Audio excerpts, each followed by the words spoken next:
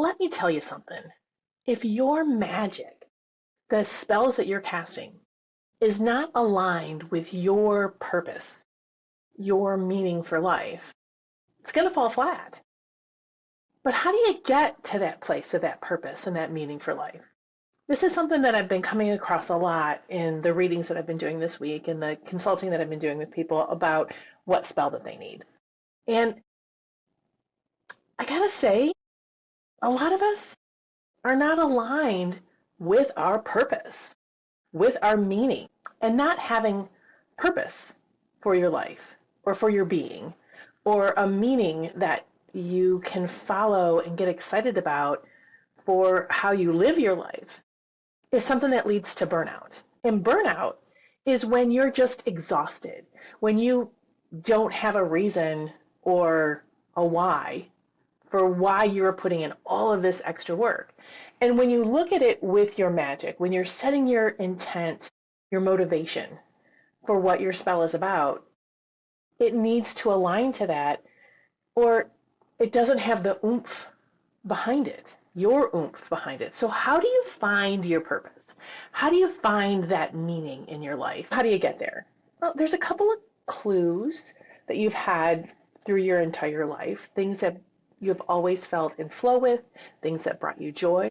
And it's not necessarily exactly what you did, but why you did it. Like if you were someone who loved just pulling out the crayons or the art supplies or just crafting in any way, whether it's cooking a meal or dressing up amazing, that's a clue of your purpose being creativity and expression.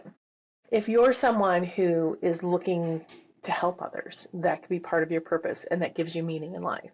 So finding that purpose can be as simple as writing a letter to yourself. I was reading the book Burnout, and one of the things they suggested is to write a letter to someone beloved who's having a hard time, and giving them the hope and the energy and the love, and realizing in the end that letter is really to you.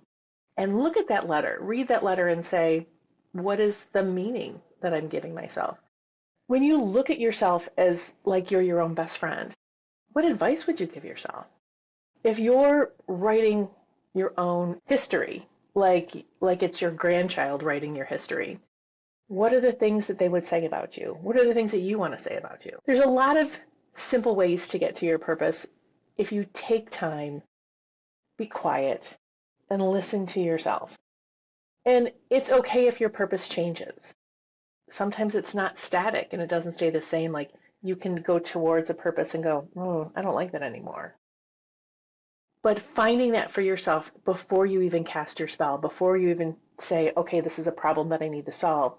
Why do you want to solve it? What is the end goal that you're looking for? What is the results? And it doesn't necessarily mean, $1 million. It's what that $1 million makes you feel. And that aligns with your purpose as well. It's not saying, I want to have this perfect relationship in my life. How will that perfect relationship make you feel?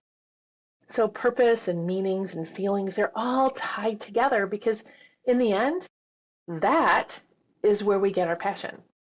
If we don't feel something strongly about it, we're not going to do it. We're not going to work through the hard parts because it is hard. None of this is easy. Finding ourselves, finding purpose in our life, making meaning out of what we do. And it's not supposed to be easy. It's supposed to be meaningful. And those two things don't necessarily go together.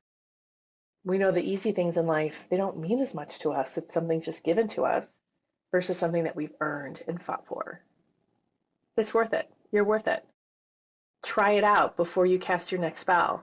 And sometimes you need a little help figuring out that purpose, having a trusted friend or advisor to help you go through those things that you've loved in life or even past lives and brought gifts to this life. This is a worthy conversation. Because right now we're having a lot of stressful and crappy conversations. Let's flip the script.